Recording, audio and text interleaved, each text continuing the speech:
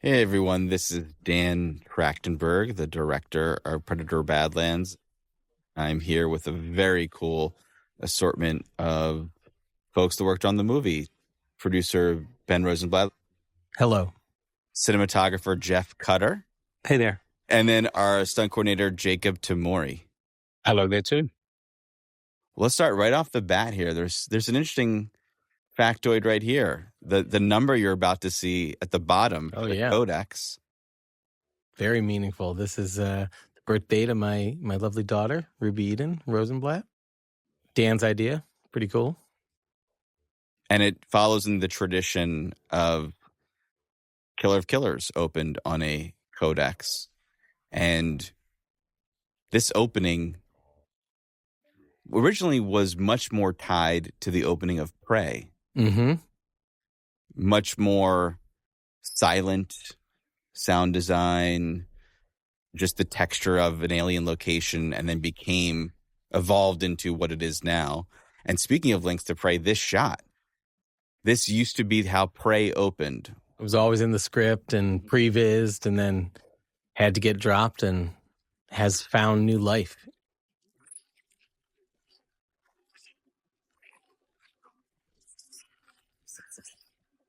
It's worth mentioning call them the hover hogs, the speeder bike, hover bike stuff. That was not in the script at all. Mm-hmm. That came from two things. One, working on Killer of Killers, and we had a really cool bike design Right. for the Zamboni that appears in that. And then also all of our location scouting. Yeah. Iceland and Australia and eventually New Zealand. We see these gorgeous landscapes, and we kept on turning to each other and going, wouldn't it be cool if a little speeder bike was going across that landscape? And even this landscape, right? Like a lot of it inspired by that first scouting trip to Iceland. Totally. And Andre Wallen, his concept art. Yes. Course for Yacha Prime. And that beach was the first day of shooting, right? Day zero, we call it. Yeah. I feel like we should talk a little bit about their adornment because it's pretty unique and a first for this franchise. Normally, what the Predator wears is made by the creature designers, but this time we had Nyla Dixon, who won an Academy Award for Lord of the Rings, and the wardrobe department actually designing the look of what the Predators were wearing, and it was all very inspired by Spartan culture as well as sort of barbarian and heavy metal magazine. And really cool because costume designed by Academy Award-winning costume designer Nyla, but then built and manufactured by Weta Workshop, who are also great designers in their own right. And it was a lot of collaboration. Alec Gillis, of course, legendary Predator franchise creature designers dating back to Stan Winston. So it was like the ultimate collaboration of everybody just doing bits and pieces. I feel like we should talk about the cave fight and Jacob. Yeah, Jacob, what went into training and everything for these guys? It's particular stuff. It's in suit work as well as stunt work and choreography, right? Well, yeah, that's right. The interesting thing here is we had Mike Comic, who's probably 120 kilo, 140 kilo in a suit, riding wires, which is quite unusual for a big guy to be riding wires and being in a suit. But yeah, he did a really good job through the sequence. Yeah, Mike plays Quay, and 140 kilos. 300 pounds. A lot of pounds. We can't do the conversion on the fly, but it's a heavy, big, heavy dude. Yeah, 300 pounds. Crazy. Is that really true? I'd believe you either way. He's tall. He was 6'7", 6'9", 6'8", like that. like that. 6'7", yeah. It was interesting too that this was our opening sequence, but we shot this right at the end. So I know, Dan, there was a lot of discussion with you guys in figuring out exactly when Deck's face should be revealed and the decision whether that was here or later or earlier. Not just that, it was the mask was the big deal. How much can we afford to do without a mask? And at one point we thought maybe his mask would break in half, so he'd still be half covered. And eventually we got to this point where it really felt like the idea of the movie is you're going to bond with a monster. He has to look like a monster. We can't hide behind anything and cover that up. Yeah, it was a very late decision. Even the early camera test we did was an animatronic build of the face, and just something great about it, but also it was like, we're not going to be able to get the expression that we need out of it. So it was sort of trying to emulate an analog feeling look in a visual effects face. Yeah. And super complicated, as we learned, because normally when you see faces from CG characters, they tend to be humanoid. When you think of like Gollum or the apes from Planet of the Apes, they're humanoid faces, and this thing has mandibles and no nose, no lips, teeth that don't let its mouth close. It can't pronounce things the way that, speaking a different language, And so really, really challenging to using Demetrius's performance as a driver and then figuring out how to translate that in ways that are not one-to-one, with what you'd expect the face to do, because it doesn't have all the human features. Probably a good place to say more about Demetrius, who is unbelievable. Like, definitely the luckiest find we could have ever imagined in a search in New Zealand. I completely concur with that on a stunt perspective too. He's so talented and such a great mover. We were so blessed to have him in our team. Yeah, you told the story before, Dan, about like the movement being the first thing that keyed in, and that was amazing. But then it was like to also have him embrace the language, be able to speak it fluently, and be able to deliver performances that are emotional but also feel true to Yautja. Like, just a crazy find. Jacob, anything that took you by surprise with him when you guys first started training? It's always an interesting point when you get someone in for a boot camp and you can see what their abilities are. But he was so extremely agile. It was almost like he needed to pull that back a fraction. His fast twitch muscles, picked up the sword choreography really quick. Yeah, he was extremely good. We felt like we had two stunt doubles. It's awesome. We just passed, I will say here in the commentary, we just passed a couple Easter eggs in the hologram. Mm-hmm. One of Nadu and the other of the backbiter from Killer of Killers. Chef, I remember this being really interesting. This was all shot on stage. Yep, on blue screen. We had a rocky floor, but blue surrounding them, and we had a little piece of the ship, and we had the facade of that bike. I guess that all that's there.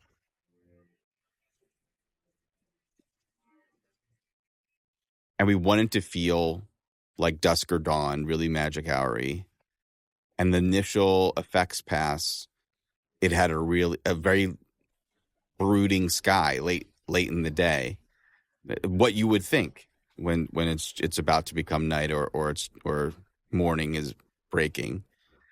But it all felt really false. It did not really blend. And then we lightened the sky, and it all of a sudden felt like a real place. It felt as if we'd shot exterior.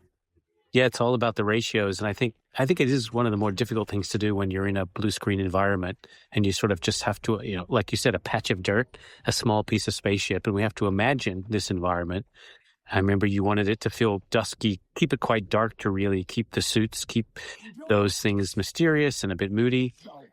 But it is about the ratios, and you have to sort of experiment and find that balance. Because if we were outside shooting this, there would be a big discrepancy between the sky and the values of light on them.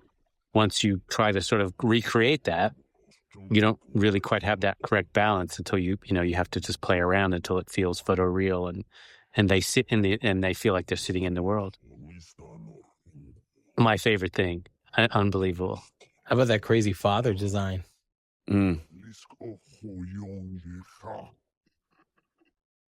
I believe that was Dane Hallett, concept artist, who really cracked the code on the aesthetic of that guy. really embracing the heavy metal magazine influence. Correct me if I'm wrong, but I feel like we went through iteration after iteration on so many of these characters. But with Father, once we got that concept drawing, it was like, that's it. That's great. The funny thing is when we built it, I was like, oh, that's what that is? You know, like, cause Yeah, right. The art was just so cool, but hard to discern some of the details. And then I was like, oh, he's got like a necklace made of bone fingers from other creatures, and really cool.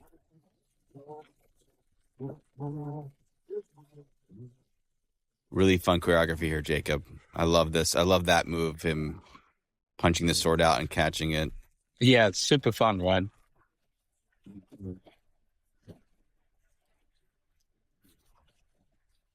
We had like many different versions of those swords. Some that had the lighting reference on them. They had basically like glow sticks attached to them. How would you describe it, guys? They were wire. It was LED wires, yeah. LED strips that were run down the length of the swords. And the hilts of the swords contain batteries and dimmers to control the intensity.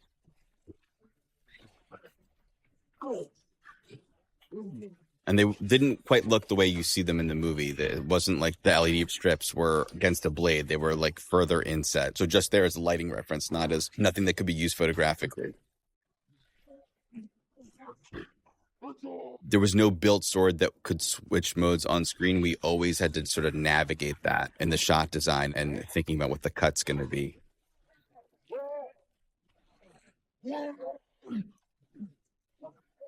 I remember the day Demetrius was doing this piece of yelling and slamming against the door on Quay's ship. It was so powerful, so emotive. It was like overwhelming. Yeah, that and when he's on his knees earlier in the scene was the moment where I was like, oh, I did not think we were going to have that in the movie. And it was very upsetting and really powerful.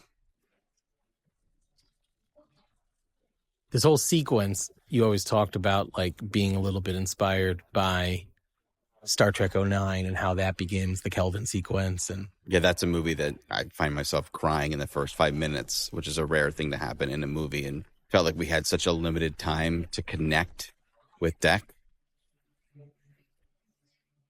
Very unlikely creature to find yourself bonding to, you know, and it seemed like we had to do it right away if you're going to buy the rest of the movie. It was interesting, you cut out of that scene, Dan, because we had Dek actually hit the top of the ship and faceplant down. It just felt like, it felt so much more emotionally. Oh, yeah. You know, it was just a slow pullback. But yeah, he really was on a rig getting yanked back there. Yeah, like he hit in Scorpion. It was a good rig. I think he was anticipating that moment. I mean, but powerful, really powerful the way he did it.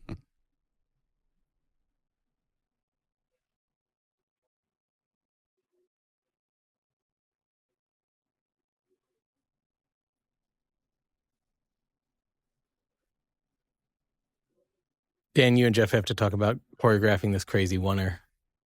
This is a shot, Jeff and I were just talking about this, that we kept on pushing off choreographing the scene. We were like, one day we got to get an office chair and on an iPhone and figure out the thing. We kept on saying, we'll do it. We kept on not doing it. And I think we may have lasted all the way to the day that we were shooting it. I believe so. I think we sort of found it as we were shooting it and just kept sort of iterating on it, trying to find. There was a miniature they built of the thing that we were kind of figuring out how the camera could wrap around to create the feeling of it being dropped. Like, it's obviously we're on a stage, so it's all a cheat.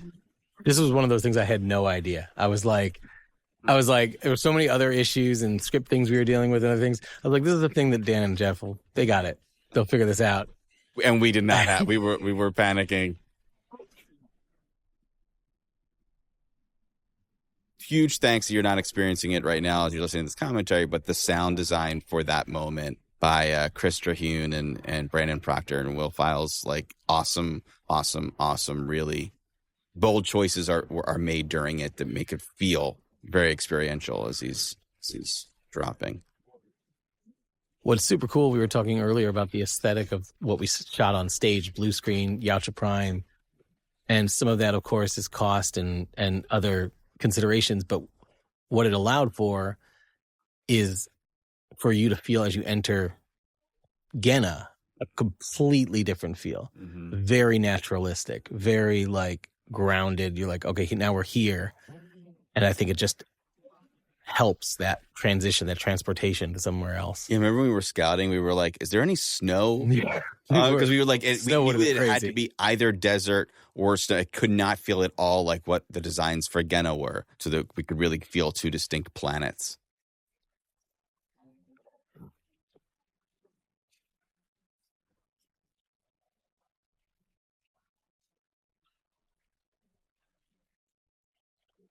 It really helps when it can be two totally different places instead of like if we were to cut from this scene to another like scene on the Totally. same planet. Totally. But on stage, you're like, oh, wait, no, that's, that doesn't.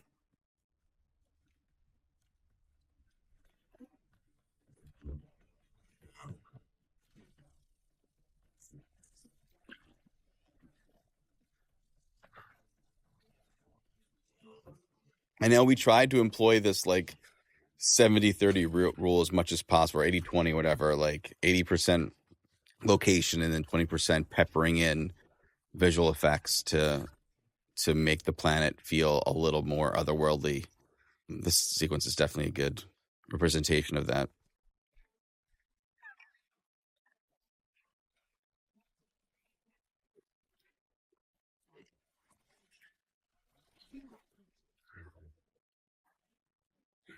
This is one of the first action sequences we shot. And you guys had wires everywhere, right? Like Everywhere. Yeah. Yeah, that first shot when he comes in was like an air ratchet, and we ratcheted the double out, and he performed that first piece. Wasn't that right, Dan? That's right. That was Toa, That's Toa. Yeah, Yeah. it was Toa. Who was also great. Incredible. And this was it took us 4 days to shoot this sequence. It looks quite a bit like the actual location. We were rigging to things like the staff there, to give it some life. I think originally we dragged them along the ground, yeah. We still have one drag, but there were two drag. Yeah, we still have this one, but we cut out That one. the first Yes, one. yeah.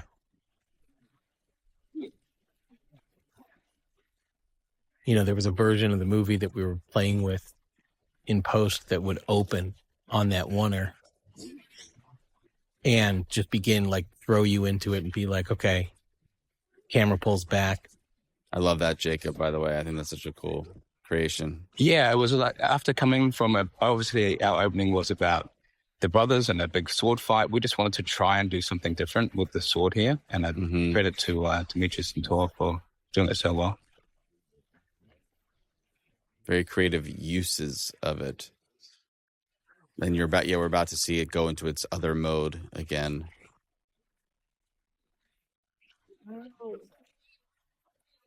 Definitely stretched the Weta manufacture capabilities. They were like, we can't make it do this and that. We're like, okay, but what if we did? Did we break anything? Like I never heard. I thought we broke things all the time. Were we breaking swords like crazy? The hinge and the tonfa mode that kept on getting a bit loose. I see. Toa actually did this jump here. Yeah, and we rigged up a long truss system for him to run along. That was so cool. Right up that hill. Remember, and Dan, you wanted it longer. Yeah. Make it longer.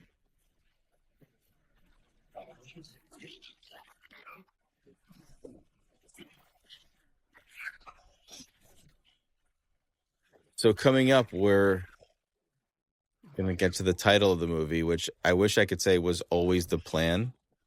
I think really it was seeing the shot and feeling the moment and realizing, oh my gosh, that's where we could put the title and let it be like a sibling of Prey that was this bold shot that went up to the sky and then slammed the title. And It's fun to see how many people, though, responded to this in the social reaction to be like, oh, title 20 minutes into the film. yeah.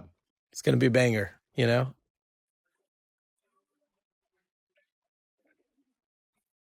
we had a lot of conversation about losing this little bit or putting music over it, and I've always loved that it's the one sequence that really feels like he's like in survival mode. What we saw Dutch doing in Predator, what we saw Nadu doing in Prey, like this was the biggest surprise in the finished film screening. When he throws that and it explodes, has gotten many times a huge laugh. Yeah. Never in the early screenings, friends and family, recruited preview. For some reason, the finished film, that's like the big first laugh that everybody has. Which is great. I think part of it is now we have his face and everything. His face and the expression and all that. Yeah. And here we go, this location, the first time we finally had an overcast. We wanted the whole movie to be overcast and gloomy and not be this bright, wondrous planet. Well, I was going to say, it also came with the cost of all the water and rain that came with it. Turned it into a mud field. We only really got it here.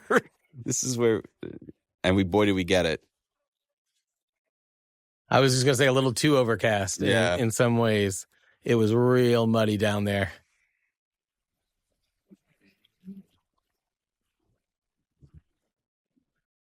Credit to the Greens department for managing to hide all the mud.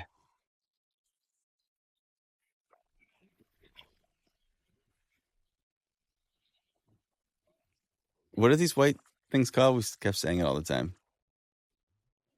Pampas. Pampas grass, yeah. Pampas grass. Pampas. We would see it when we were driving along the road. We would see that, and we were like, oh, can we find a location that has that? And I think did we bring Pampas in here? It have a foundation. There was some already, and then we brought more. There was some, but we enhanced it because it felt, if you're a local New Zealander, it's what you normally see, but to us it felt really so much more otherworldly. Definitely shout out to Ra. Yeah. Production designer, amazing guy. I remember being in here and he was not just like he had a wheelbarrow and he jumped in like trying to plant more grass. So it wasn't just like, look at all the crazy alien plants. You're seeing them amongst and covered up by the pampas, and it feels that much more grounded. Wait for the needles to paralyze you, then eats you while you can't move. And here we go, Elle Fanning. Enter the hard left turn that the movie takes, and the magical sort of Hunt for Red October gimmick that our writer Patrick Asen came up with that allowed for this movie to exist. That fundamental idea of her universal translator. She says, you hear Yautja, others hear their language, and then we're allowed to experience the movie by hearing her in English and Dek in Yautja. You need just enough to be like, don't worry about it. Exactly. Like, okay, you don't have to think about it for ages. Elle was like, I remember the day that you were like, watched some Instagram interviews with her, and you were like, I think it might be Elle Fanning. Mm-hmm. That was the beginning of the journey that eventually... It was the Happy Sad Confused podcast with Josh Horowitz. Yes. I watched with her. Amazing. I've always loved, this is a very Jack Sparrow movement and stuff. Movement, yeah. Throw me that and I can get you the antidote. There's all these things that are so impressive. We give awards to actors for tears and for dramatic reconceptions of who we think they are. But there's things like that of like, how do you perform like you're poisoned and you're passing, like how someone knows how to move their body in that way. Sometimes it's those kinds of things that I find even more impressive than the more powerful stuff.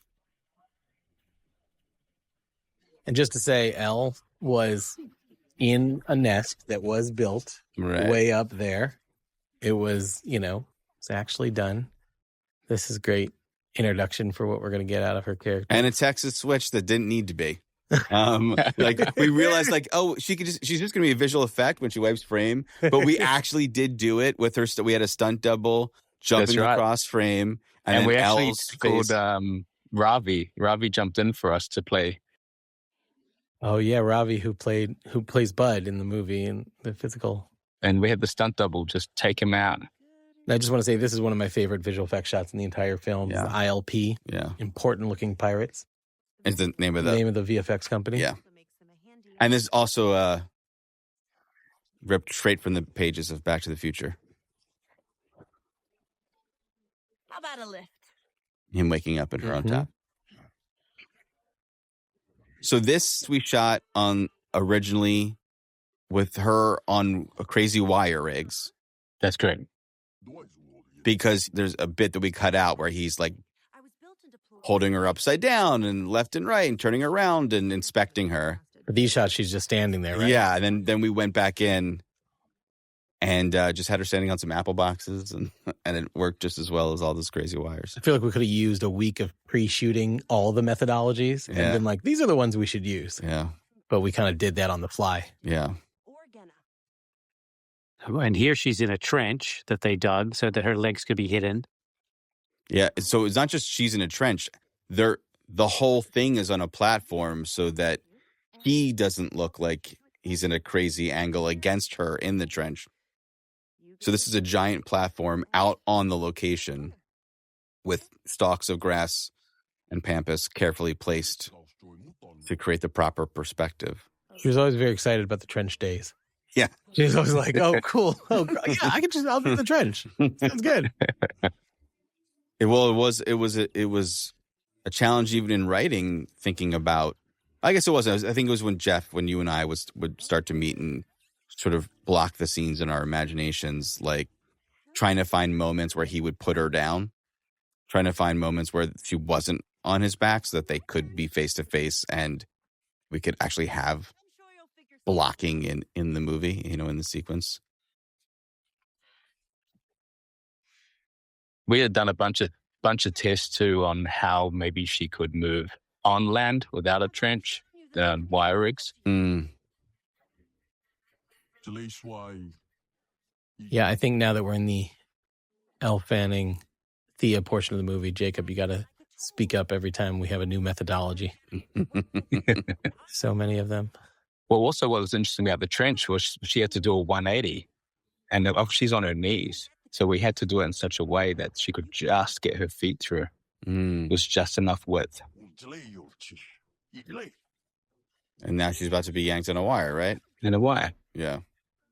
She was in a wire a lot, and credit to Al. She was a trooper because it was not easy, that's for sure. And so her legs Another are, wire rig, yeah. and we're on location. Incredible Very location, long. by the way. Like really, Yeah. other than Tequity, right? Yes, that's correct, yeah. And she did that. We threw her up onto a soft art department rock. Mm. Faster than sublight speed? We haven't cracked that yet. That's Yeah. right. Elle was like super game for all of it. Like she was like, she knew this is what she was signing up for, and she hadn't done a whole lot of it in the past. So this is you'll see on the disc, there's going to be a whole deleted scene in what we called Squirt Canyon. And this was 4 days of shooting too, I think? 2 days. 2 days? 3. Pretty sure it was 2. It was 2. We wouldn't have gotten through it if it was 3. But we could only get so many shots. Because everything, we were on boats and platforms that the grip department would build. Water And was all up of to those- our waists. All of those locations, we were having to rig off whatever we had existing there. So we were rigging off trees and whatever we could find to run slack lines to take Al's weight. There were real eels in those waters. I remember thinking after the first day, okay, we can just one more day. We can just it barely- was very challenging, very logistically challenging, very like difficult to act when all the water is rushing around And to go give a note was like, I have to like board the water, it takes 5 minutes just to get over to the actors and then back to camera. Every time we had to make an adjustment, it was really crazy. we'll talk more about the long version of the scene, which we quite liked, but more of a pacing thing than anything else. Yeah. But it's a great look to have in the film because it really sells what's great about New Zealand.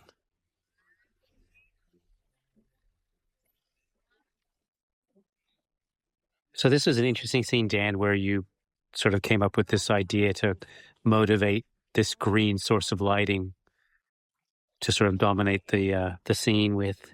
A decision I'll never be sure that was correct, but I did love the gizmo. I did love him having this specific way of creating light or warmth based on their blood. And once again, really trying to find ways to feel like it's a survival tale in some regard, that he's needing to fend for his life, not just hunting, not just pursuing something and fighting stuff.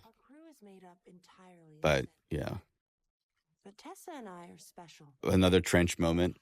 A much easier trench moment. Combination of two different shoots, which really all kind of worked out at the end of the day. Yeah. And seamless, We were created to work in tandem. I would say. Me cooped up in the lab. And I love that we had this water element inside the cave. Whole day, Tessa let me come with her.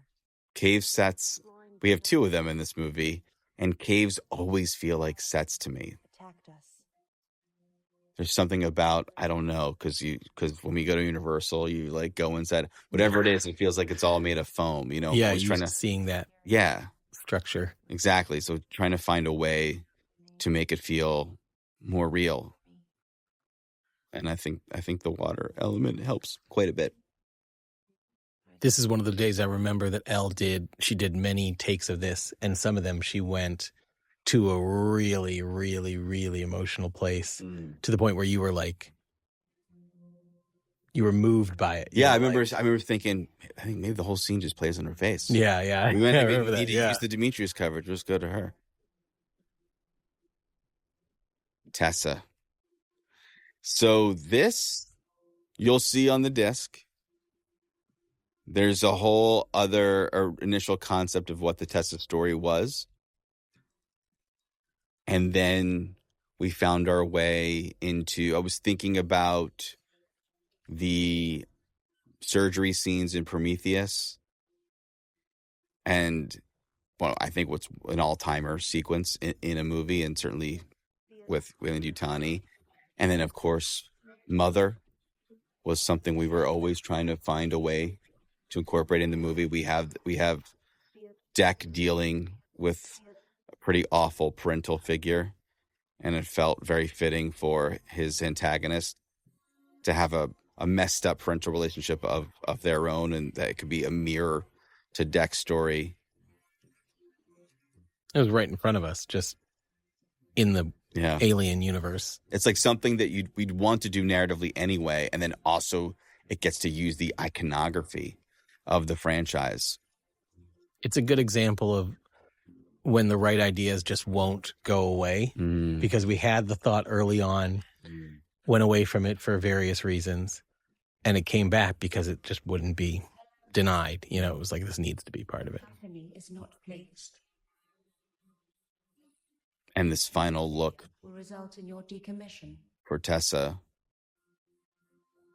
that we went through many iterations and ultimately landed on the missing eye and the scars, and all that was done digitally after, very seamlessly. By the way, shout out to the great Allison Wright voicing Mother. Yeah, who you worked with on... I worked with her on Snowpiercer, the series, but The Americans, she's in all kinds of great roles. Wasn't this, Jacob? Was this not the first? I feel like this was the first thing we shot with Elle. It was the first thing we shot with Elle, yeah. Yeah, with that. And so first day on wires and all that. Mm-hmm. And this whole sequence, we had prevised while we were writing the script.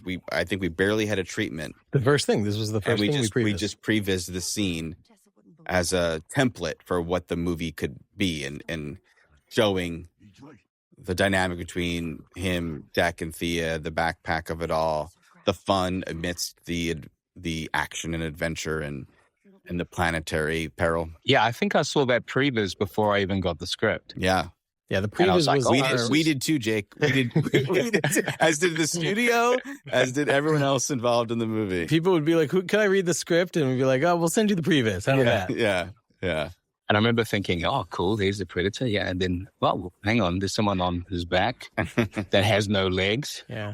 Mm-hmm. It was the very first thing we made and the very last thing to get delivered, Yeah, that's a good point. which is crazy. Of course, Bud's introduction. Nice to Yeah, meet it's complicated. There's so many different. The razor grass came from the very first piece, one of the first piece of concept art that Andre Wallen did. He drew this like spiky snow,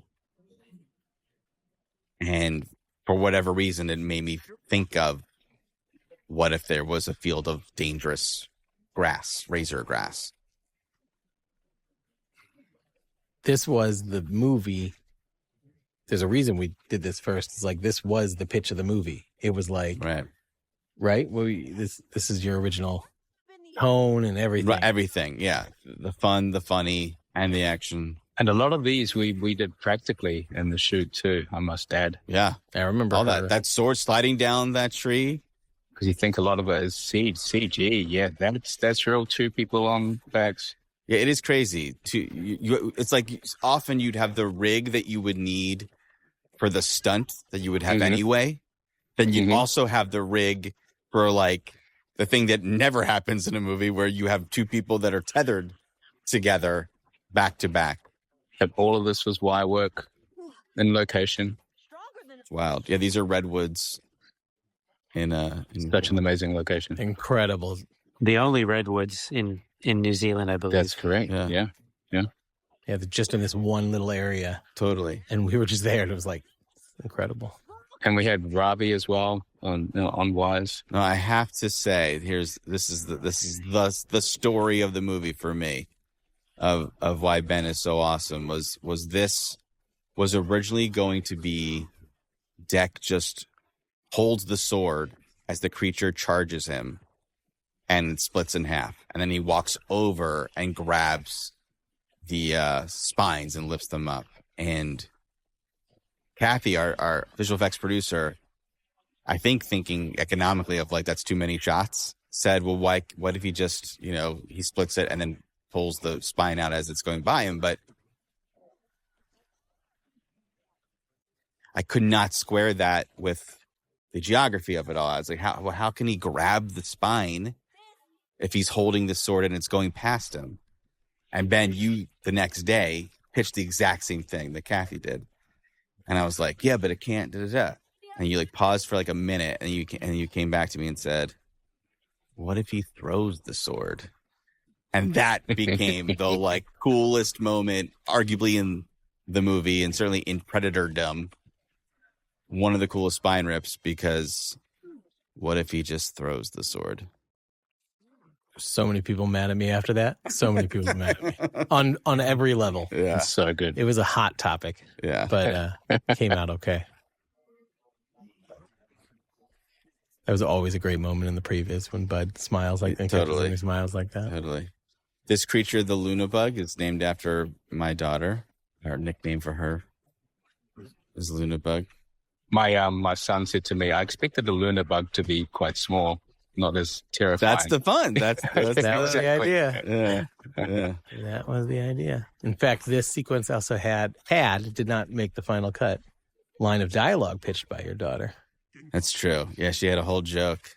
On the spot, she came up On the with. spot, on set. It's funnier than anything that any of us had come up with. It was great. And then we cut, because originally the Luna bug, what we call the tree monster, snatched up the bone bison before it got to them, and then a bunch of blood and bone rained down on top of them. You'll see it on the previs. And you'll see that on the previs, yeah. And then we changed that for the what if he throws it? Bone bison split in half. All this is shot. practically Yeah. on stage there, but Yeah. It's a crazy sequence. And it used to go right from here to the campfire. That's in our previous sequence. Mm-hmm. Yep. And then until we devised Would have worked too, but this is we need to interweave our villain story. I will say, we did shoot something here is reference, but I think this shot, the only thing that's real is her face. Everything else was replaced. Her body had to be replaced because of a continuity error on our behalf. She was wearing something that she didn't have yet. And we had a bunch of performers that were the same size as Cam for this face replacement. Cam, who was our actor who plays the drone synth. But what effects tends to go full force? Well, they're so good at what they do, and they're so used to things like Avatar, where the entire world is created, that often we'll have shot something and then they'll be like, "Here it is," and they're like, "We just replaced it all." Right. If they have to like replace we are expecting them to just replace an arm, and they're like, "Well, it was easier to just recreate the entire thing so that it matches." Right. Now this is great. You got to talk about. So this is L improv. This first little chunk here. And she was like, I don't know if improv, I don't know. And I was like, well, just try. And it ended up being awesome. And it was a real, embarrassment of riches when we were cutting. I feel like one day casually we were talking to her in the tent and saying like SNL, would you want to be on SNL? She was like, yeah, I would love to be. I would love to be. She was like, and then I think you, Dan, were like, remember how you were saying you'd love to be on SNL? Go for it. I want to go for it. Here's your audition. And to her credit, she did great. Came up with the most controversial line of the movie. Controversial? Trio. Trio. Just happened. That's improv. And we once again, we had a double Ravi for Bud, and a lot of this, a lot of the movement here was all inspired by the very adorable and sometimes ferocious movement was inspired by Ravi, and then of course taken to the next level with all the visual effects artists. Maybe she's lost. What do you mean? Boy, that meat was hard. That's meat that's also a CG thing. We had something on set that was really, silly. It was really hard to figure out the consistency of what a tentacle meat would be. It was very springy at one point. Huh? This was trench methodology, I imagine, again, right, Jacob? Yes, it was. It's kind of built up on stage, built higher up. Mm-hmm. So what's cool about You're grieving. a film like this with all the methodologies needed for her is Jacob was like, a scene like this, not even an action scene. Gotta be there to figure out how we do it. And Trickster was the visual effects. We had a number of visual effects companies across the film. They did a great job here with Bud. Jeff, remind me of the firelight. We had fire. Yes. But we supplement it. Yes, we hid small little incandescent sources just to augment the fire a little bit, literally hide them behind the sort of stones that are kind of going around, create that fire effect. But who would want to survive on their own? Because I remember there was a scene on Prey that we let be lit just by quite a few scenes actually. Fire and the flicker. More like the bond, like the. Oh like yes, not the torches. Yes, not the torches, but mm-hmm. And the flicker is. You think you'd want that reality, but actually it feels often too much. Yeah, it becomes too aggressive and distracting. Feels forced. So what you end up doing is having a little bit of real fire, and then you also place the lights to boost the levels, but you end up not really doing much flicker with those lights, and then that sort of balances out the fire, and you get the kind of nice balance. Mm. We had a whole story here that Thea would tell Deck that we ended up cutting because we just had too many stories going on. There was a lot of monologues. One of our editors, Stefan Group. Yep. We came up with what was once a big monologue became I can survive on my own, but who wants to survive on their own? Yeah.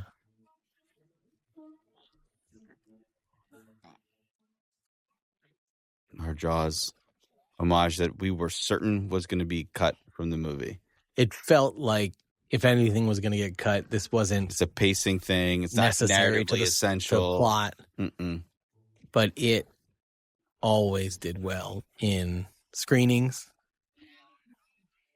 And it was just one of those things that felt like, You don't expect a movie like this to have moments like this. yeah.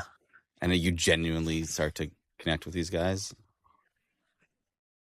And this was another great Ben Risbot idea. I was like, he's got to pull out the sword, but what could top it? You know, what could Bud do to then top that? And you were like, I don't know, he pulls the. I didn't even believe in it at the time. I was like, okay, let's try it. You know, and it ended up being great. Those moments on set are so nerve wracking because you're like, we need an idea right now. Yeah, like we can't. Yeah, you know? it literally was just, oh, maybe he does this, maybe he does we that. need to do something right now. We're about to roll. Yeah. By the way, the Quay ship design. Awesome. Yeah, that ship that you don't see in the movie that much in all of its glory, but exists online and maybe somewhere on this disc. I don't know. And of course, the popcorn buckets, if you were so lucky to get one when the movie was out theatrically. But that was designed by a concept artist, Benjamin Last. And the brilliance of it is that from the top down, it actually resembles the Predator's face when it's wearing a mask. This set's the same set, of course, that you saw earlier in the film, but got damaged and was all raised up so that it would be slanted this way. It was a real trip when walking on it, and we're like, yeah, it felt like a funhouse. Yeah, you know, like yeah, and it was full of dirt too at the one end. That's right, and it's got lots of Easter eggs in these skulls, lots of things owned by Disney and 20th Century Studios. That some people have discovered online. Google, and some have that. Google search. Yeah. And some of that armor was placed in visual effects after. Some of it was there practically, and some replaced. I really, for the life of me, cannot remember when the cryo grenade concept, because it definitely was not there from the beginning. Definitely not from the beginning. But when? I think it came in to solve the problem of the Calisk and how they would get the Calisk. How could they capture that? It was like, how come they haven't been able to do it so far? Right. But now they can do it? That's what it was. And it was like, you just came up with it one day. It was trying to use something that Deck would have brought into the picture that would have changed the game for them. I don't know if it feels this way in the movie, but in initial drafts of the script, we were creating the idea that Weyland-Yutani had been there for a very, very, very long time. Oh, yeah. So that's Al just standing up. No wire rigs, no nothing. That was Al saying, Dan, why don't we just try one where I just like act? Jacob was like, no, we need wires. don't put me in the harness, Jacob. Yeah. It's I can do it myself. It may have been because she didn't want to go through the ordeal, but truly she like knows how much we love the. And by the way, this is a real. I mean, we added a bunch, obviously. No, but that's shot with a drone up there. They were up there. On a cliff. Not for all these, but this one was definitely that way. And this waterfall. Beautiful location. Absolutely beautiful.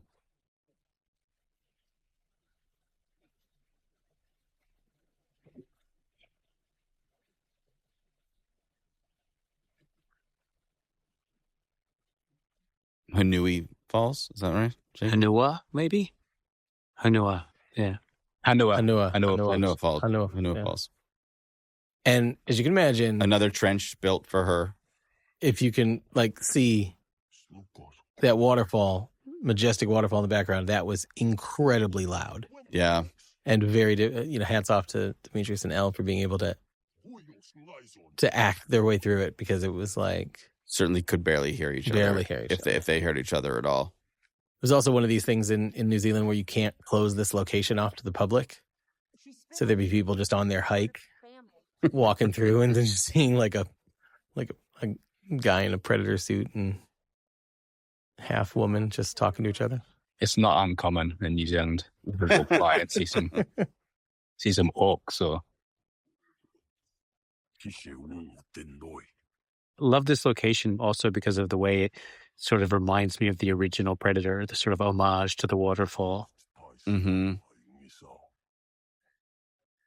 Yeah, there's a lot of things in the movie that share that like an aesthetic link to the original, On Earth, if not a literal. And this is certainly, you're right. This, it's a powerful creature. and I was just gonna say too, it started raining again Hunt in packs.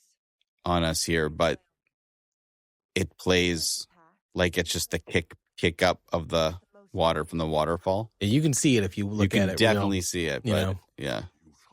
This is the story that we kept and sort of felt, No.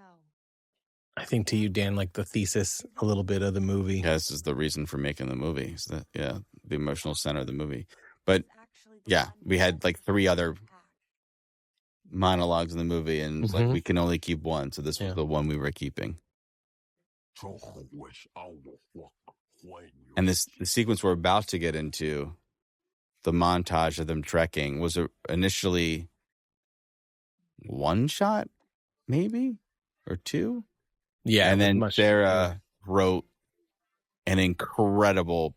This was the first score she wrote. Yep. Was this beautiful, beautiful piece of score? And then I had to trot over to our visual effects group and say, "Can we afford? Can we just add a couple more? Like they'll be really small.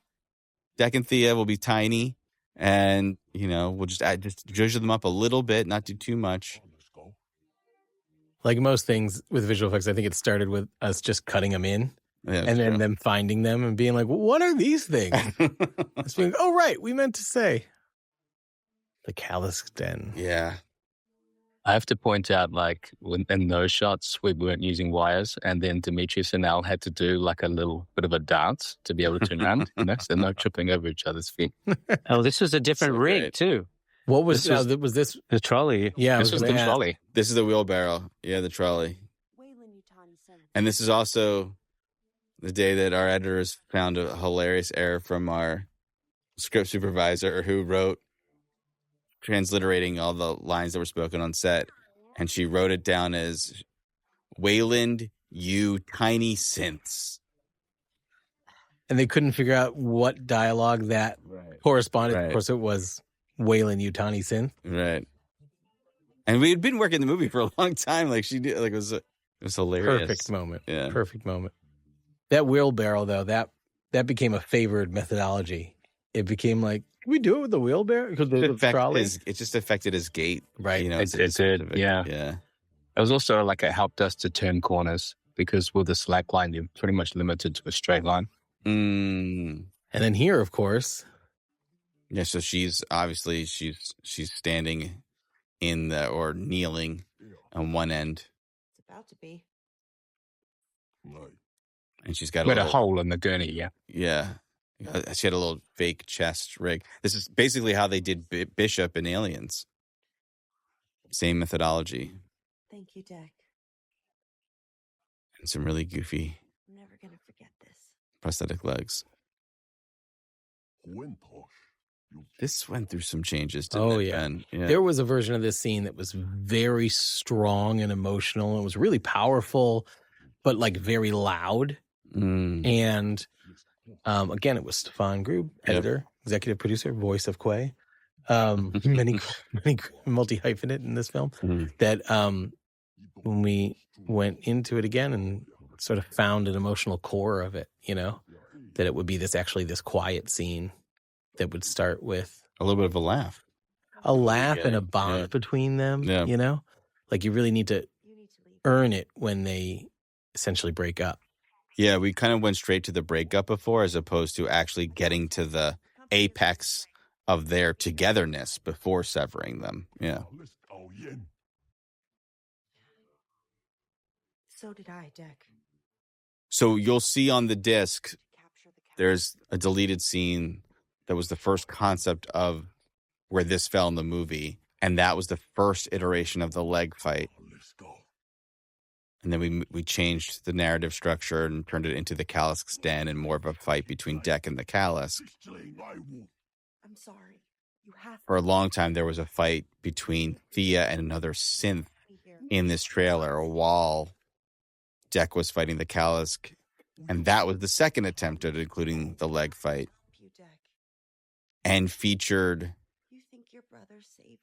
a really cool moment where, I know you'll remember this, Jacob, where, and Jeff, you guys were both like real champions of this, where Thea was on a synth and the Kalisk was charging them, and she dropped down around the synth's legs just in time for the Kalisk to chomp its upper half.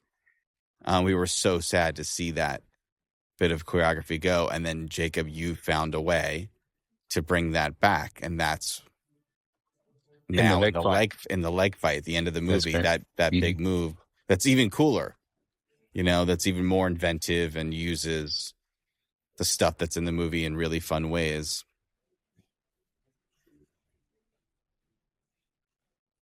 By the way, that scene we were just in, the Overturn trailer, like, great example. And all of this really, Weta facial performance, taking Demetrius's performance and then really figuring out how to map that onto a Yautja. Actual explosion with our stunt performer. Crazy. How far away would you say he is from the explosion, Jacob? How far was he? Like 15 meters? No, 10 meters? Is that correct? About that. It was a cool down set. That's when everybody comes to set to watch what's going on. Yeah, totally. Everyone's watching. Totally. And then they all look at Dan and be like, "Did we get it? Yeah. Or do we have to do it again?" Did we? They were ready to do it again, but I felt like we did it once. I know. I thought maybe it was twice. They were definitely ready to do it the second time. Yeah. It was pretty cool. This was, of course, figuring out the Kalisk design. Oh my gosh. Movement, look. Which was tricky, as you now know, as this clearly is not the first time you're watching the movie. Hopefully. Figuring out how to make that Kalisk, right, hopefully, how to make that Kalisk resemble Bud once you know that it is of the same species, but not tip you off to it before, which is before, for me, is the end of the sequence. That's when we sort of designed it to for people to become aware of it when it starts sniffing him. So really hard to figure out how to design it and also live up to the expectation of the legendary creature that can't be killed. This shot coming up here was one of those tricky ones that we were trying to do in our stunt gym. That shot there, like, how do we split her in half? How do we have him crashing through? I think we did it as a 3-pass in the end. Right, one element. Her pass, the leg pass, his pass. Mm-hmm. And a clean plate.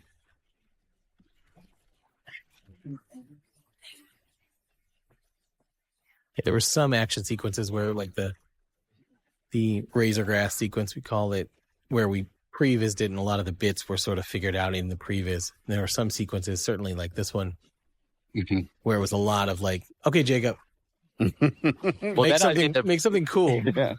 With some guys that idea there where he ran away and slid down. It was like 1 a.m, and I was like, what if he ran and then slid and tried to hide it?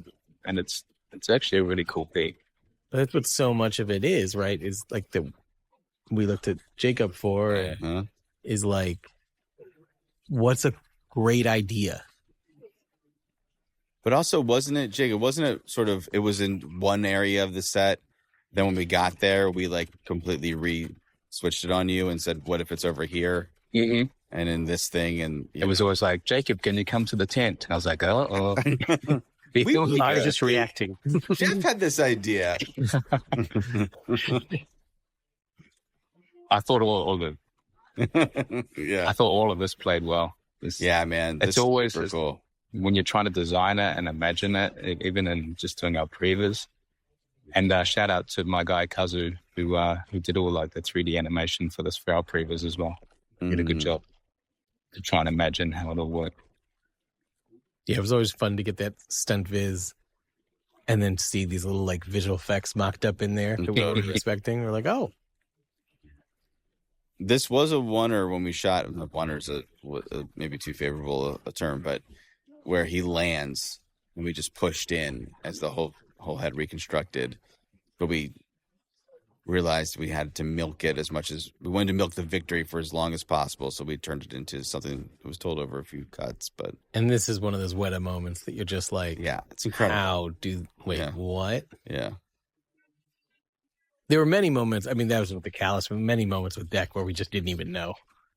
We didn't even know they had replaced him. No. They were just like, oh, really? What? As in full body replacement. Full body. Because they were meant to just replace his face. And then sometimes they would just replace everything. This is probably an everything shot. Mm-hmm. This is entirely CG. Replicating our location, obviously. All right. Who wants to talk about this? Convoy. We're going to take a bathroom break, and you guys got this. This was a sequence that we shot and reshot and reshot. It's the fulcrum for the whole movie. So a lot riding on it and really trying to hone in on exactly what Thea and Tessa, but Tessa's story and eventually finding our way and making it much more defined as the reflection of what Deck's story is. And figuring out who Tessa is and what Tessa is. Mm-hmm. You know, the great advantage with Thea is from that first day, it was like, okay, we're figuring it out now. And then you pretty quickly land on it. We have so few scenes with Tessa that it was almost like, okay, like how do you dial into who she is? Right, well, you're only going to get this much of her. Mm-hmm. You're only going to get this much. But the original version of the scene, of course, had a great speech about the razor grass. And he killed it, and it was hard to see, hard to part with it. Yeah, that speech was based on like the power of a single person versus the collective, and the razor grass being a collection of whatever. And eventually we made it more about specifically what Deck went through with his brother, and for her to poke at that wound of his and be specifically about what her and Thea experienced. Once again, the movie had too many monologues, too many stories. Right. Yeah.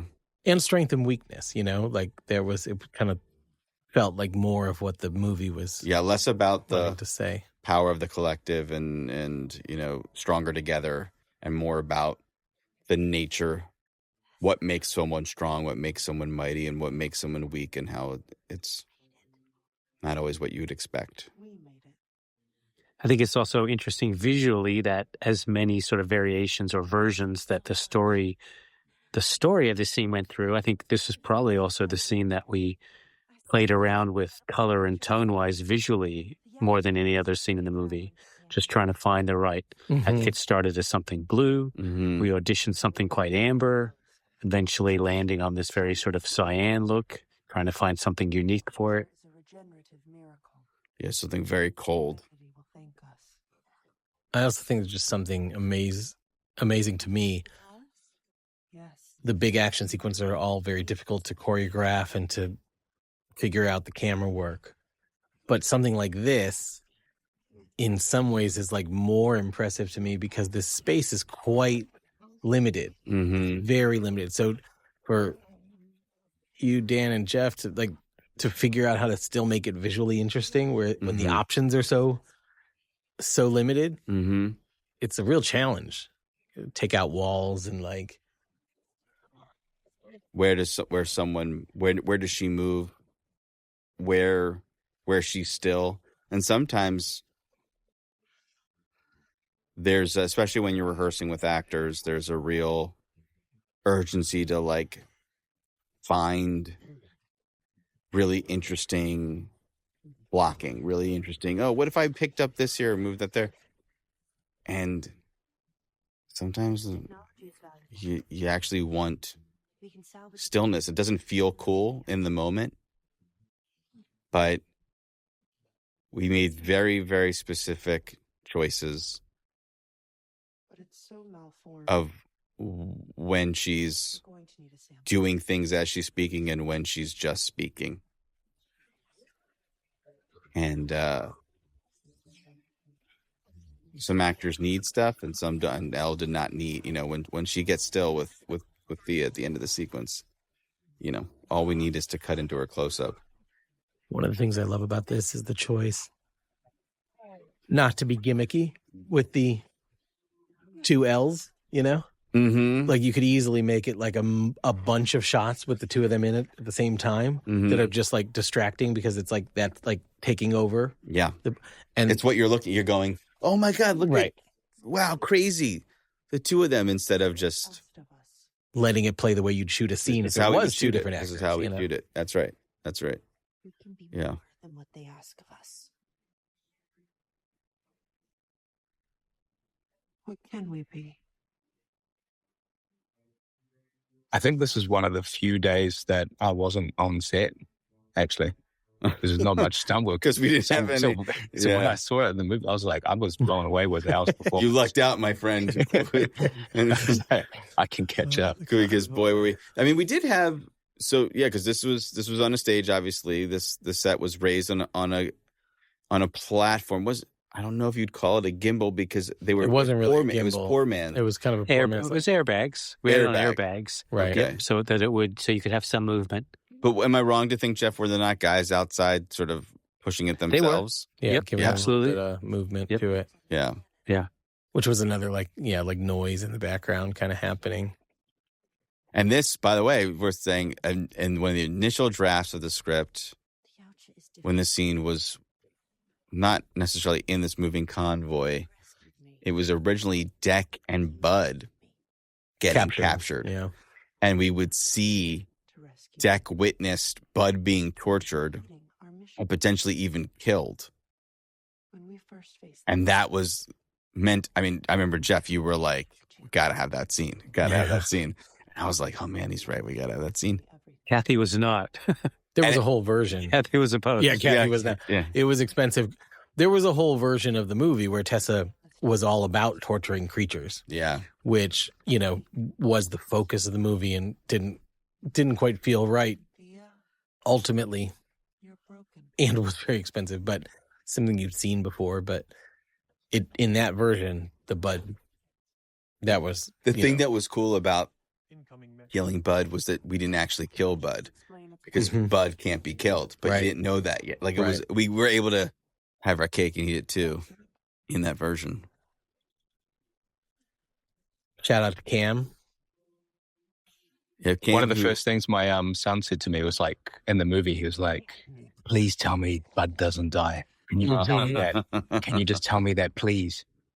There's a whole website like doesthedogdie.com or something. Totally. And we got this on Prey where Suddy was like, people would see the movie and be like, you got to tell me up front. It's worth mentioning Cam who plays our other synth there, before coming to shoot our film, was in Thailand playing the Xenomorph on Alien Earth. And of course, we couldn't tell him when he got the script for that or whatever the ask. We were very much shooting under secrecy, couldn't mention what we were doing. So he comes on set and he starts saying Wayland Yutani everywhere. He's like, what is happening right now? he's like, wait, am I still in Thailand? Yeah. Or did I? An absolute crazy experience for him. Yeah, he is the epitome of Alien versus Predator, isn't he? Yeah, he Really. is. He is. But as you'll see, he'd do everything we asked in terms He died a lot. deaths, lots of deaths. Is there? I do wonder. He was one of my first picks when you were saying, who could we use? I was like, we've got this great actor, stunty. I mean, he studied acting, but he's a phenomenal stuntman. Yeah, he's very good as a stunt man. He's kind of a parkour guy, right? Mhm. Jacob, wasn't there he had some background doing, flipping and tricking and stuff. By the way, another from Predator 87, Homage. falling into the waterfall. Wait, and wasn't some of the footage from Oh yeah, well, I don't think we ended up. We were almost just used used the from plate for a little Predators. bit from Predators. So yeah. if you see them falling into a water into some water in Predators, we basically mimicked that shot. We had it in as we temped with it for the longest time.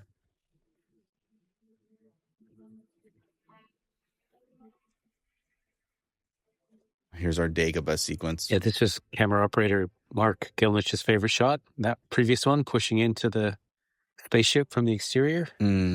Because it really, I think, didn't that take that kind of goes all the way in, doesn't it? The take did, yeah. That's what we did, yeah. Yeah. Yeah, big shout out to Golly, as we know him. Who did the studio with the Seth Rogen. It's much acclaim. Yeah. He came over, read the script, just went up to Dan and was like, I loved it, but why is Father so mean? That was his first reaction. That was a good Golly impersonation, by the way. It was like not doing Australian, but Yeah. the essence of it. The essence. This was his healing hit that we had in Prey. We bring back.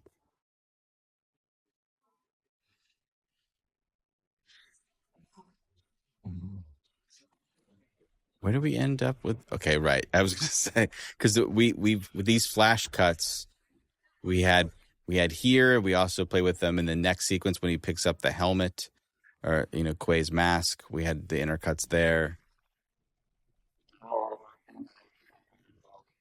If I have any regrets, it's that we didn't have his reaction to that. And we should mention the voice of the ship. Oh yeah, The voice of Quay's ship is the Duffer Brothers. Yep. They were mixing their show while we were mixing Badlands in the same facility, and we needed a voice for the ship's computer. And I was like, "Hey guys, want to be a voice in the movie?" And they're like, "Oh my god, that'd be so cool, sure." Then we showed up and we handed them a script page that had a bunch of consonants in a row, like Yautja, very complicated. And they were like, "What are we saying?" And so we smushed their voices together to form the computer voice. They were also kind enough to watch the movie early on. That's true. They were one of the first people to see just our director's cut of the movie. Yeah. And very encouraging. Very encouraging.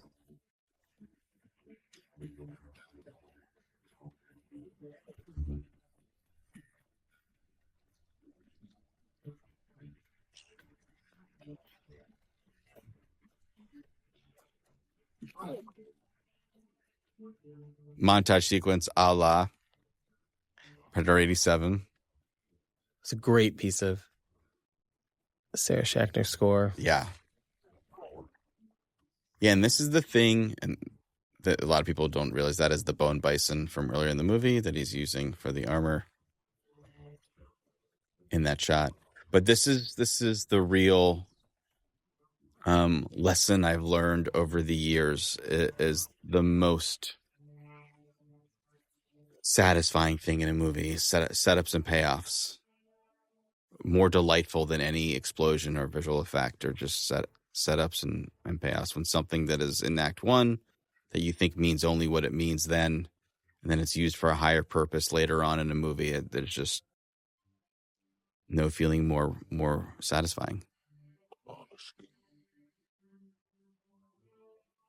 This idea is Steve Asbell. Steve Asbell. Yeah. The great thing about Dan is you were always like genuinely open to ideas coming from anywhere, and this was head of 20th Century Studios. Steve Asbell said, I just see him, the studio, the head, this quote unquote the studio of the movie. Because we annoyingly, I loved this. This initially happened at night by the waterfall. Mm-hmm. The Kalisk watering hole was established early in the movie, and Steve had the idea of he saw the Kalisk footprint. Yeah. He was like, Bud is in the Kalisk footprint, could be very emotional. Yeah. And you just took that and ran with it. Yeah, he's right. He was right. And I love this, the mimicking. But enter the legs in there. Into the legs. Shout out to Rosalie Budden, who played the legs through this sequence. Yeah. One of our stunt doubles. That's great. Yeah. And you might as well mention Abby as well in the same, because they were the two, and they were fantastic. And this is just Elle. I just want to point out, like, I find her body position so It's odd. so strange. And that literally, she just is like found a way to hold her body. Once again, it's like, you don't think of these things when you're casting anyone, and you luck into. And here's another allusion to Predator 87. Initial, Jesse Ventura getting his chest blown open. Now we're doing it here with Deck and his homemade shoulder cannon, plasma cannon. And our squirt. Never came up with a good technical name for those guys. Just squirt. We tried some. Yeah. But squirt was always the legs were definitely something that once sort of like found that device sort of just grew and grew and grew in terms of what they could be in this sequence. Awesome. Really tasked Jacob with using all of the different kinds of weapons that Deck has. And you had to come up with all sorts of fun decapitation. Yeah, just try and make it fresh and original and keep it fun, grounded with character. This is just absolutely stellar, this sequence. Got to mention Carl Rapley at Weta, who he animated Bud here, and so many sequences that initially we weren't even really budgeted for or tuned for, and Carl went above and beyond to be like, he just loved the movie and loved what we were doing, and is a mega talent, and just went above and beyond to make everything awesome. Has been acquired. Thank you, Tessa. I was going to say, Jacob, like, one, like, we never really see a melee sequence in a Predator movie. We never really seen them fight the way we do here. I think we went back and forth as well over, how do the synths fight? I think I threw some previews at you where they were doing kicks and it was like, well, what can they do? Where does it land? And that's what's tricky, is you don't want anything to feel, especially the way the Deck fights too. It's a hand-to-hand fight, but we can't resemble martial arts. That's right. The way that we know it. Nothing can look like any specific kind of move the way that a human would have studied. Very, very tricky. And I think very well handled. This leg and torso fight was, I think we did have an original animation for it, but it was the one sequence that got me like super hyped. Because I was like, I've never seen anything like this before, They'll see, the deleted scene that has a version of it, but we never you took it and ran with it. And there was a version of it in a different scene. That's right. Because it was the outpost and it was in the Caliston spot. Yeah. So we never really prevised this, Jacob. I think we just had that reference, and then you sort of just took it and ran with it, and we're like, it only works based on how memorable each of the gags are, which is why.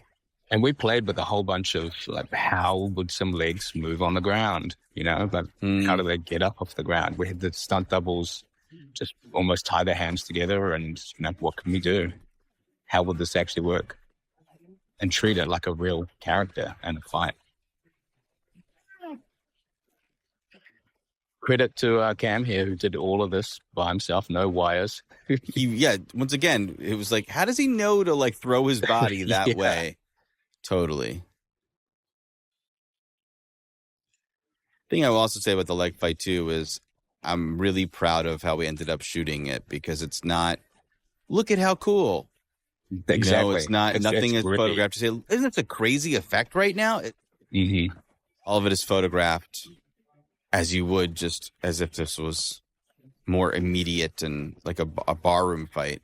Yeah. What I'm proud of too is, we were pressed for time the night we shot this. I think we got all of this in like 4.5 hours or something. It's also, the whole leg fight, I think, was the thing when people read the script. People were like, is that gonna work? Are we jumping like, the what shark? are we doing here? Like, we're going a little far. And it was just one of those things that you just got to hold on long enough to be like, no, just wait. Yeah. And it's consistently through the process been one of people's favorite scenes. Yeah. We threw that little high five number in our previous two. I was like, this is never going to make it. Yeah, no, it's great. It's the best, Jacob. It's the best. The foot 5. It's the little cherry on top.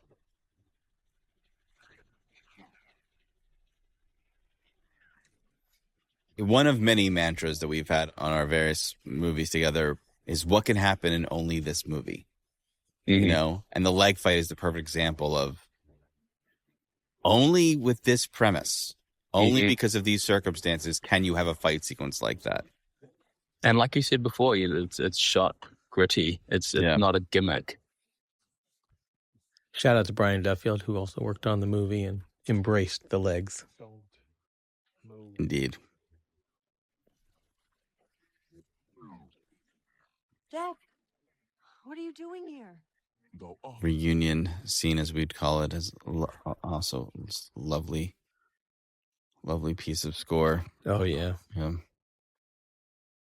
This is another one. This was speaking of blocking earlier, where it was like, you know, they're just standing in front of each other, and you're so tempted, and you know, should she grab something from over there and then come there, and so it gives the scene movement, but actually stillness and cutting to the close up creates the blocking. We need to hurry. More of them will be here any minute. I just have to point out here, of course, what you point out every time, which is that she says nothing about the squirt being on his shoulder. I know. It's insane. It's just one of those things. She goes, this is one of those things. She goes, what? I'm so glad you brought that up. She goes, what are you wearing? And he takes off his helmet. He goes, bone bite, you know. She's like, no. What she should have said is like, what is that doing peacefully on your... Who is the sidekick you have now? That is a living shoulder cannon that you saw in the thing. Yeah. Like, she's not like... She last saw it and he wanted to like kill them. Eyes with honey. Like none of that. Yeah. None of that. She's just like, oh, cool. Yeah. Obviously you have a little squirt shoulder cannon. No big deal. Yeah. It's like no comment. It's just one of those things that like we lived with it. So we were like, yeah, it's just normal. Yeah. But also in the thrust of the action of the movie, people aren't... Yeah, you know, you just kind of go with it. Yeah. You have 20 minutes to initiate launch. Let's go hunt. Upcoming here, yeah, that's not the little... Ravi was just so lovely in this scene as Bud. Only to be replaced. Isn't there a foreign language version of this? It says something with this poncho. It like says it, or there's some other way it was translated. In the Chinese version? Yeah, I think there's something.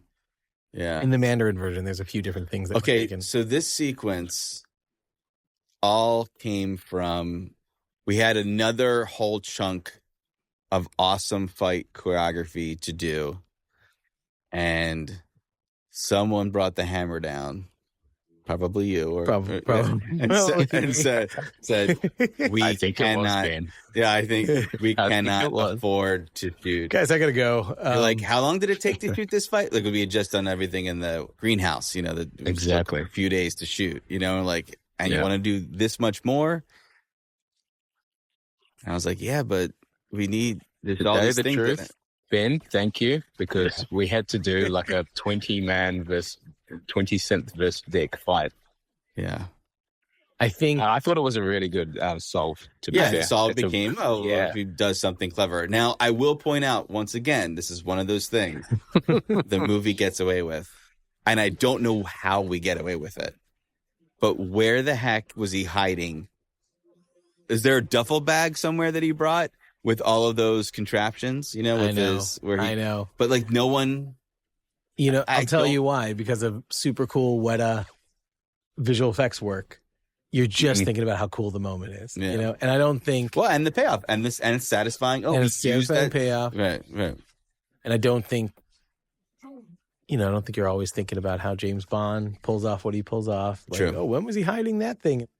Yeah, although, I literally as the director of the movie. I can't even muster a fake Listen, answer. Dan, we got away with it. Yeah. Stop talking. No, I love that we did. I know. I love that we get it. With By the way, that we just Power saw movies. the squirt sacrifice. Yeah.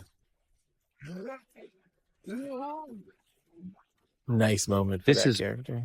Yeah, This is one of, go ahead, Jeff. Sorry. Go ahead. Oh no, I was going to say this is one of my favorite shots in the movie, and one of the more complex ones that is so hard to imagine as you're shooting because so much is not even in the frame. Yeah. And having to just sort of imagine framing those things up, and then once you see it all complete, it becomes such an incredibly powerful shot that, you know, I think the complexity of it is really astounding. Mm. There's a lot of trust involved for everybody when you're making a visual effects film. Yes. Because you have to just believe something's going to be there and it's going to work. And you're not going to look like an idiot. I told you to get to the Yautja. You said to prepare the ship for takeoff in 20 minutes. I love that the movie has this flavor in it, this very Star Wars Death Star infiltration kind of moment. And of course, Bud in a poncho. What creature?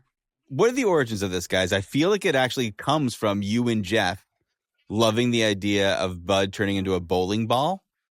It started with Jeff's pitch to the bowling ball, which never made it. Never made in the movie. I thought was too goofy. But Jeff, you triggered us all to think more goofy. Fun. Yeah, more goofy. Exactly. And then I was like, Jeff, just what you've inspired is Bud's going to show up wearing a poncho. I think we thought like, oh, we could do something with the fact Bud mimics. You know, there was like something to do. And there was like something that just felt like, oh yeah, if she's going to go in there, you kind of want to see him do what she's doing. Mm-hmm. I was super skeptical the entire time. Yeah. When I watched the movie here in Australia, they got that moment, that reveal got the biggest laugh of anything in the entire movie. It just absolutely slayed in the theater. Crazy. It's one of those things that so well done, proven over and over again. Any of your favorite filmmakers, Steven Spielberg always does it perfectly. Big tense action sequence. The moment of levity you find in the middle of it, it just means everything to people. Because you want that release for a second, and then you go right back to the tension. By the way, that him hiding under the thing, that was originally in the Callus Den. It was, yeah. We moved. Was it a vehicle then too? Maybe it was. Yeah, It was. Yeah, it was, yeah. Exactly. So it's the same kind of thing. We just moved it over. Which was actually quite a tricky rig for our side, actually. Sticking it really underneath. Yeah. I'm glad we kept it. Yeah, it was a fun, clever move of Dex.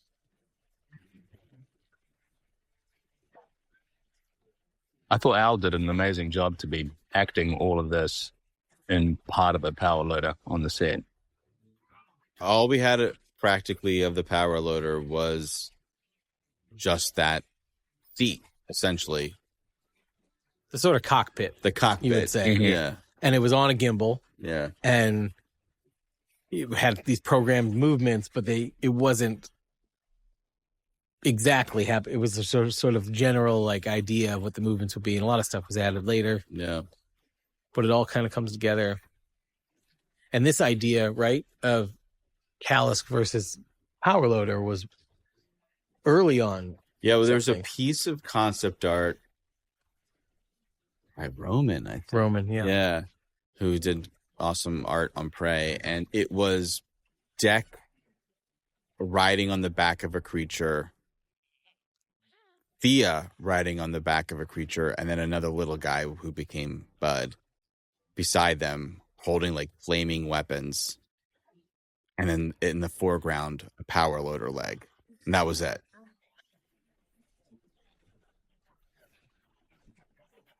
And so for the longest time, I thought that it would be Deck on the back of the Callus fighting the power loader, and never quite found a way to craft that with all the chess pieces that we ended up having in the movie. The sequence became more about them protecting each other, which was more thematically what the movie was about.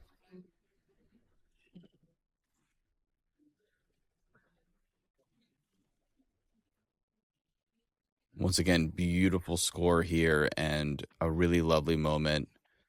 Thanks to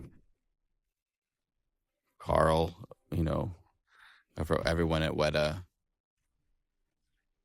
and inspired by our time in New Zealand and the Maori practice, I guess you'd say, of the hongi, the touching kind of forehead to nose and forehead to nose and forehead.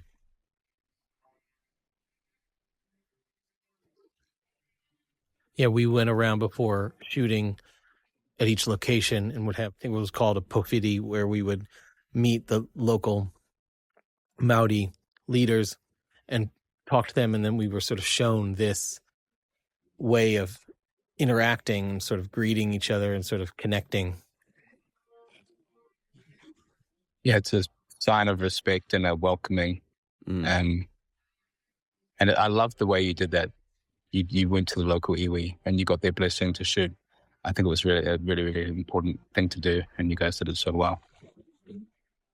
And perhaps if you follow Dan's Instagram page, one day he'll post a video of Jeff and me doing it together at the same time. Jeff and Ben so nervous about doing it because it's such an intimate thing. Ben wasn't nervous. Jeff was terrified. I've apparently blocked this because I have no memory of this. You don't remember that at all? We'll get it to you, Jeff. Oh my God! It's the highlight of prep. Yeah, it was great.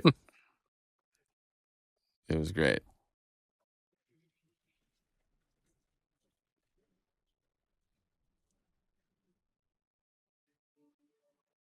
I hate to say it in these terms, but I loved figuring this out and letting the movie kept them feeling like this, and now this is all. This must be it then, and there's still more.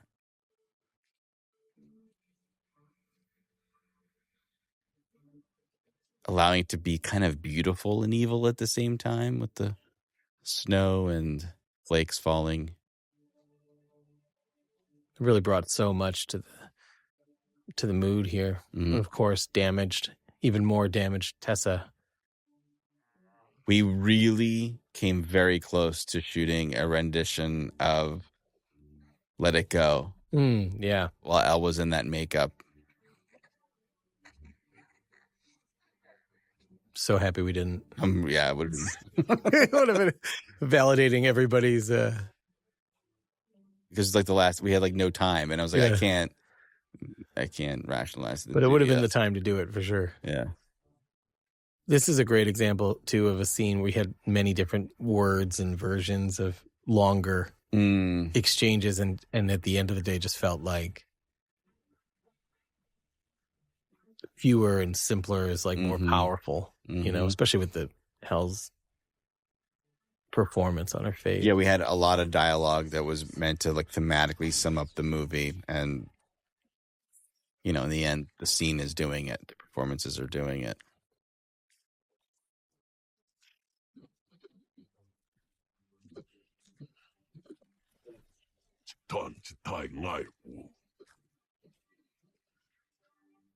Ravi really inspired this wonderful spine rip that, once again, I remember shooting this at dawn. Oh, wait, no. This was on stage. It was on stage. We had a little bit of grass, and that's about it. And our actors. And some misplaced lights by Jeffrey Cutter. And, as there is a continuity error in the lighting, but it's all good.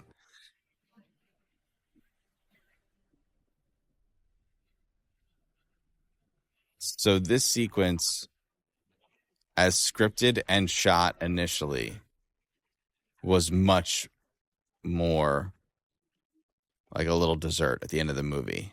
Much more brief. It was more Kurosawa-esque, more sort of a Leone Kurosawa gunfighter samurai showdown. Deck came out just like this, all the same. But Thea and Bud were with him. Mm-hmm. And then Dad's mad and they charge each other. And you see blood dripping. You think Deck got killed. We boom up, reveal blood dripping off of his gauntlets. And we see Dad's the one that got sliced. And then Bud eats his head, and that's that. We screened the movie, and the most consistent note, resounding, reverberating off of the theater walls was people wanting much more of a fight between Father and Deck after the build-up from Act 1. Mm-hmm. And then we added a couple more predators to fight too. we added quite a bit. This was fun though. And this move, Jacob, that you came up with this awesome double kill using the combi stick, and oh my God, so cool. Killing both of them with one. It's one of those 1 a.m. moments again. So what if he kills both of them? Yeah, so badass. Same time. So Very badass. cool. Back and reveal. It's an odd structure for a movie, especially with the big bad in the movie, where you sort of feel like you get introduced, the antagonist is dad. You get sent to this planet, and in some ways the antagonist is this callus that you're trying to get. Mm-hmm. And then you meet Tessa, and you're like, oh, wait a second, she's the antagonist. Mm-hmm. And then you come around to eliminating all of them, and you're like, wait, but what about the first one? Yeah. And it feels like, I mean, there were times A tale as old as time. it did feel in that way, same thing, where it's like, oh yeah, like the things that are sort of like you need are sort of like they won't go away. Yeah. And that was like, I think, the case with this. I like this too. Like we wanted to pay homage to Use the Cave. Yep. His brother tells him. This is a really good idea from you, Dan. And visually, just inspired on Prey, Jeff kept on bringing up. What was it, Jeff? Macbeth. Yeah. The 2015 Macbeth. Yeah. Which inspired the burnt glade sequence in that. And it seems to have been a continual fountain of good ideas for us, because I think this probably looks even more like that than the burnt glade did. I think you're right. Yeah. The burning sun behind them and all the dirt being kicked up. Really awesome. I love the design of Father's face, and so I was bummed that it's in the movie for so little, but still, yeah. By the way, I think we got away with because we were supposed to put a beat in that fight where he looked like he grabbed the magnetic trip. Do you remember that? And then I was like, oh, did we do that? How did he grab it? But it's so fast, right? It plays as a reveal. Yeah. Exactly. You assume it happens when he jumps up on him. That's true. Mm-hmm. There was a lot of talk about what actually happened. Like, does he kill his father? Does Bud come in? And it was a great way of revealing everybody's psychological issues with their own fathers, because you'd hear people pipe up and they'd be like, he's got to kill his own father. And we're like, what are you saying here? Yeah. What are you really saying? But we got to say something about the cloak. Oh yeah, because this was an idea that was originally in the movie, then it came back and left of earning the cloak. It was so hard because he's wearing a cloak, like a medieval, cape cloak, and so it felt impossible for us to, wound, to explain. We put both of those things in there, cloak and cloak. And this last line was the one that I've told stories in junkets of connecting with James Cameron and showing him the movie. We're friends of yours? Before we shot, but then also showing him the movie towards the end. And this was the moment that I had asked him about. I was unsure of ending the movie on that line, and he was very adamant for keeping the line. And the late thing we did, of course, was make sure we put the title before it. Yeah. So we had a moment to really complete Deck's journey, and not to sort of say or suggest that, oh, his journey adds up to Mother coming. That's right. It felt like he's Deck of the Yautja. Yeah. The title in the middle there puts some punctuation marks that allow you to feel charged up by his journey in the movie, as opposed to ending on just the mother thing. I feel like this is a good time to tell you, if you're still listening, that right now it's like midnight in Los Angeles and like 7 a.m., 8 a.m. in London, where Jacob is. Mm. And it's probably like 7 p.m. in Australia, where Jeff is. So we really covered the globe doing this. Indeed. I also feel like just keep going all the way through the credits. Did Jeff organize the time to do this? Jeff did. He was like, I think it'll play a lot better if I'm in my evening, but Jacob's at dawn. That would like be good I'm for just everybody. fortunate that my time zone was the best time, was the time zone that made it the least worst for you guys, I guess, or made it possible at all. Thanks, Jeff. Thanks, mate. Appreciate it. I feel like around here is this beautiful piece of music from Ben Wolf. Yeah, it's right here. Yeah. And it's not in the movie. It was in the trailer. It's in the trailer. We tried one of the trailers. to put it in the movie and one of these things, but it's such a gorgeous piece of music. And just the fact that we had Sarah and that Ben also was on was such a crazy, embarrassment of riches. Totally. For us. And Britain, we got to about Britain. Who came up with the language. Yeah, no, this is our time to get anybody you want to talk about. Britton Watkins, who was referred to us by Paul Frommer, who created the Na'vi language, right? Yeah. For Avatar, we approached him first. He couldn't do it. No. But he said, I got this guy, Britton. He's really great. And man, was Britton, he was like finding Demetrius in a way, the language. Yeah, he really went above and beyond and created both the spoken language, but also the written language. And not only that, but would actually help create what was being placed on set, like what, not just what the translation is, but also like what goes on the combi stick.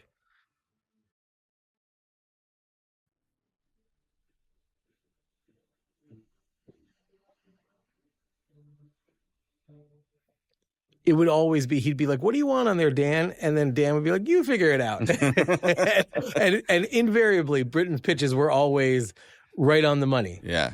And he'd be like, and he'd always be, very sweet about it. Just be kind of like, I'm not sure this is right. And I'm just making this up. Oh my God. And you'd be like, yeah, great. Keep making it up. And everything in the movie, especially if you go on the treasure hunt of the actually looking at the written words, the Yautja runes and stuff, like it all has meaning. It all has meaning in a way. And while we're talking about people who made such great contributions, Olivier Dumont, our visual effects supervisor, incredible, who tied together 7, 8, 9 vendors and like really. Maybe there's a handful, maybe 10, 15 shots in the movie are not visual effects. Yep. Every other shot in the movie. 20 shots. Total of 20 shots are not visual effects in a film of 1,400 shots. So right, I think 1420. I'm surprised there's that many. I don't know. It's a little. So there's that many shots in the movie, Jeff? No, that many non-visual effects shots. Oh yeah. Oh yeah. I mean, it's it's just by the nature of our character of Deck being in almost every shot, and then Thea, But Olivier just, every step of the way would elevate and also tolerate these lenses. New idees. No, these lenses, which is a whole other story, but also just, an immense amount of French jokes. He was, really had the best attitude about it. As you can see right now, we're going through visual effects artists, which is always a sort of, in one way, you look at the credits and you're like, oh my God, every time you, but it takes all of these people to make these incredible images, and they all sort of pour their hearts into it, and we get the benefit of it, which is so cool. Also, shout out to Kathy too, who was in our visual effects team. Yeah, it was that was so good on set on a stunt perspective. So just being able to know what to do and what not to do, Yeah. I mean, Kathy's tremendous because she also has a mind for the supervisor side of it and the producer side of it, and also has like the greatest foodie mind as well. So she's like everything that you want out of both the role and nourishment. It's also very easy in that job to just say no. Yeah, Mhm. that is a great point. And she cared about making the movie awesome. She was always trying to get Just try to find the a little yes bit more. somewhere. How do we get a little bit more, a little bit more? And that was so meaningful. Of course, we talked about Stefan Grube, David Trachtenberg. Yeah, my brother, who I had looked up to all my life for many years, and our careers never aligned to work on a movie at the same time. He cut a lot of the commercials I've done. He cut some features while I was directing another, and this is the first time we did The Boys together. We did TV together, but this is the first movie that we got to do together, which was pretty great. Credit just went by our tremendous colorist, Cody Baker. Yeah. Who really is way more than a colorist. I mean, he really sort of like finds the picture, look at the end. Yeah, sometimes I would just consider him almost like the cinematographer. You would almost say that he is the cinematographer. Yeah. In the final cinematographer. Would you say that, Jeff?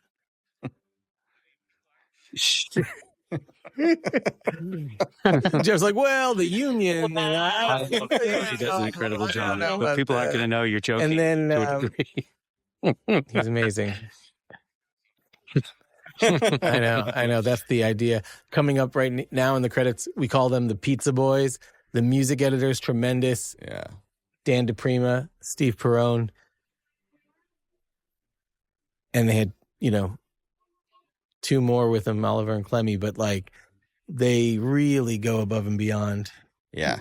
Particularly with two composers and a lot of iterations and changes and everything. Those guys really figure out. Your music editors help along while you're temping a movie in cutting music before you have composers scoring. But then also when a movie's being scored, they're there to help as you make adjustments to the movie, or even just, take what the composer has done and help fit it into the different demands of a sequence. And you might have seen it go by. Of course, Jim Cameron, we talked about, Luna Trachtenberg, but Drew Goddard. And Drew Goddard. Drew Goddard was the writer and director that I've looked up to for so long. I met him from doing 10 Cloverfield Lane. He'd written Cloverfield. He was the very first person we showed. First outside person. First outside person we showed a very, very, very rough cut of the movie. And boy, did he put wind in our sails and let us know we were not crazy. And he just said, it'd be great. He just said, it's going to work. It's all going to get, you got to keep going is what he said. He just says, keep going, keep doing it. It's crazy. Anyway. All right. That's the end of the movie. Thanks guys for watching. Thanks.